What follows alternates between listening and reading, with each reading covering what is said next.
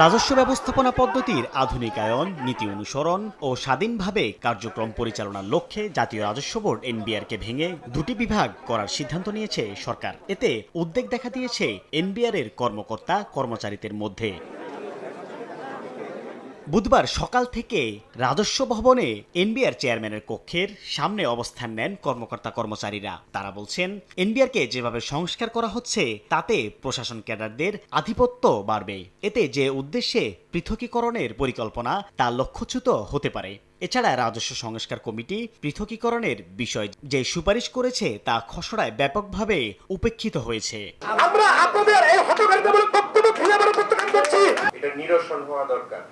Even আমি নিজেও confuse. এবং এটি রাষ্ট্রের স্বার্থে যাচ্ছে কিনা, রাষ্ট্রের স্বার্থে হইলে স্যার আমরা প্রথম থেকে বলে আসছি যে স্যার এটা আমরা অ্যাকসেপ্ট করব। আর রাষ্ট্রের স্বার্থের বিরুদ্ধে যে যদি কোনো বিশেষ ক্যাডারকে স্যার এখানে সুবিধা দেওয়ার জন্য স্যার এই অধ্যাদেশটি হয়ে থাকে, তাহলে স্যার এটা আমরা মেনে নিতে রাজি না। পরে কর কমিশনাররা জানান, এনবিআর সংস্কার প্রক্রিয়ায় বিসিএস কর্মকর্তাদের সংশ্লিষ্টতার পেছনে আন্তর্জাতিক কোনো প্ররোচনা আছে কিনা তা খুঁজে দেখতে হবে। এখন আপনাদেরকে ট্র্যাক দেওয়া হচ্ছে আমি ডিজিসিআইসি। কেন? এখানে পদবি তো কোনো বিষয় নয়। এনবিআরকে ধ্বংস করার জন্য কি শুধু আমাদের অভ্যন্তরীণ কিছু শক্তি কাজ করছে, নাকি আন্তর্জাতিক কোনো চক্রান্ত এখানে চলছে, সেটা মাথায় রাখতে হবে। যদিও বিসিএস ট্যাক্সেশন অ্যাসোসিয়েশনের সভাপতি বলছেন, পৃথকীকরণের খসড়া এখনো পরিবর্তনের সুযোগ আছে, যা আলোচনার মাধ্যমে করা সম্ভব। আমাদের কেউ বিচ্ছিন্ন নই।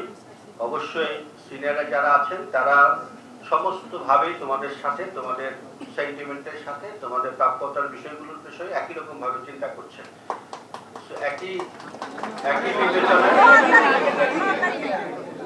আমরা অর্থ উপদেষ্টা মহোদয়ের সাথে বসেছি, তাকে ক্যাটাগরিগুলি বলেছি কোথায় কি কারণে আমরা কি কি পরিবর্তন চাই। সারসংক্ষেপ যদি বলি, আমাদের সাথে ওনার আলোচনা ফলপ্রসূ হয়েছে।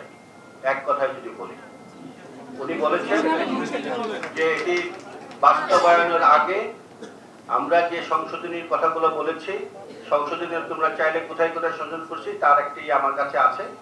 প্রতিটি পয়েন্ট উনি আলোচনা করেছেন, প্রতিটি পয়েন্ট ওনার সাথে আমরা ব্যাখ্যা করেছি। এই কারণে এটি হচ্ছে না, এটি কতটা অসামঞ্জস্যপূর্ণ, কোন কোন জায়গায় কন্ট্রাডিকশন করছে, কোন কোন জায়গায় অন্য ক্যাডারকে আরেকটি ক্যাডারের উপরে বা একটি বিভাগকে আরেকটি বিভাগের উপরে কর্তৃত্ব করার সুযোগ তৈরি করছে।